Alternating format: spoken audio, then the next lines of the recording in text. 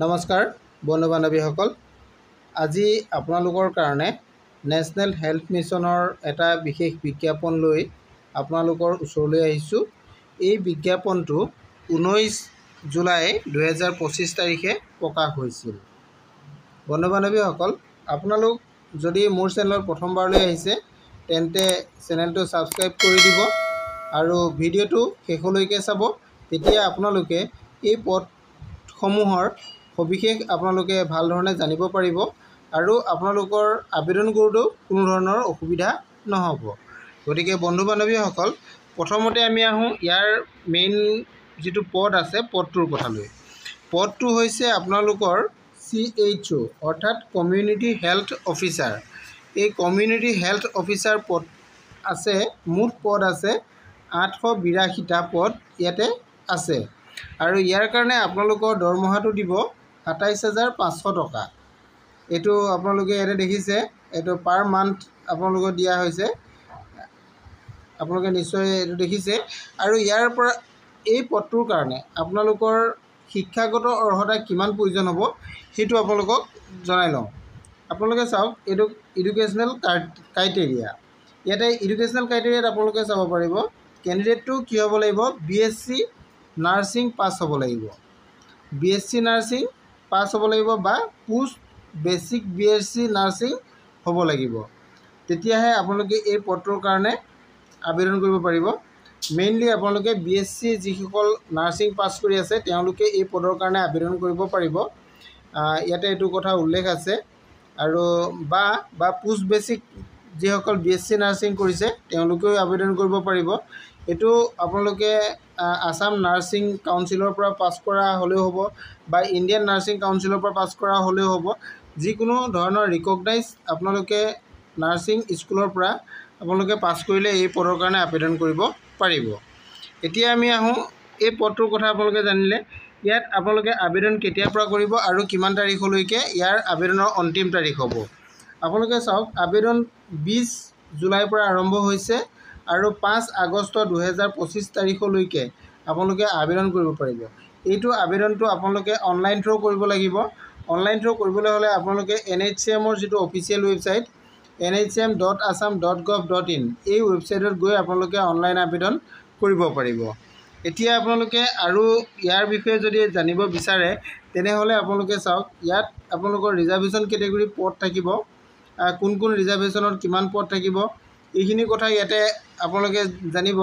যে caste ৱাইজৰ reservation schedule কাষ্টৰ কাৰণে থাকিব, চিডুল ট্ৰাইবৰ কাৰণে থাকিব, চিডুল ট্ৰাইবৰ প্লেন আৰু হিলছৰ কাৰণে বেলেগ বেলেগকৈ ৰিজাৰ্ভেশ্যন থাকিব।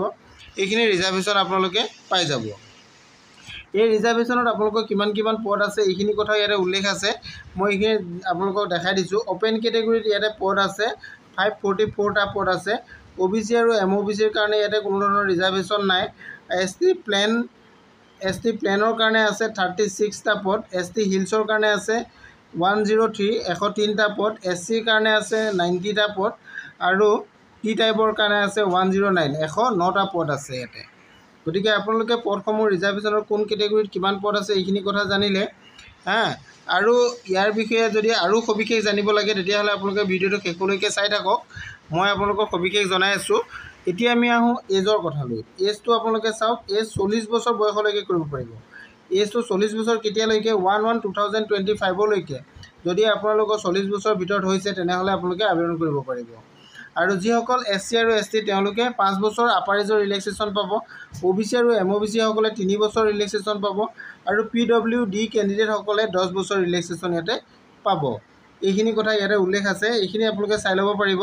অৰ্থাৎ আপোনালোকে কোন কেণ্ডিডেটসকলে কিমানলৈকে পাব এইটো ইয়াতে ডাইৰেক্ট দেখুৱাই দিয়া হৈছে টেবুল ৱাইজত। আপোনালোকে চাব, অ'পেন কেটেগৰীয়ে 40 বছৰলৈকে হ'ব, OBC আৰু MOBC 43 ইয়াৰ্ছলৈকে হ'ব, SC আৰু ST কেণ্ডিডেটসকলে 45 ইয়াৰ্ছলৈকে আৰু PWD কেণ্ডিডেটসকলে 50 ইয়াৰ্ছলৈকে আবেদন কৰিব পাৰিব। ইয়াৰে যিখিনি ডিষ্ট্ৰিক্ট আছে, কোন ডিষ্ট্ৰিক্টত এই জুনত এই পদসমূহ আছে ইয়াৰ কথাও ইয়াত উল্লেখ কৰা হৈছে। বৰাক ভেলীত হ'ব, আপোনালোকে চাব পাৰিব বৰাক ভেলীত হ'ব। বৰাক ভেলীত আপোনালোকৰ কাছাৰ, হাইলাকান্দি আৰু কৰিমগঞ্জত আছে। আৰু চেণ্ট্ৰেল আছামত আপোনালোকৰ মৰিগাঁও, নগাঁও আৰু হোজাইত হ'ব।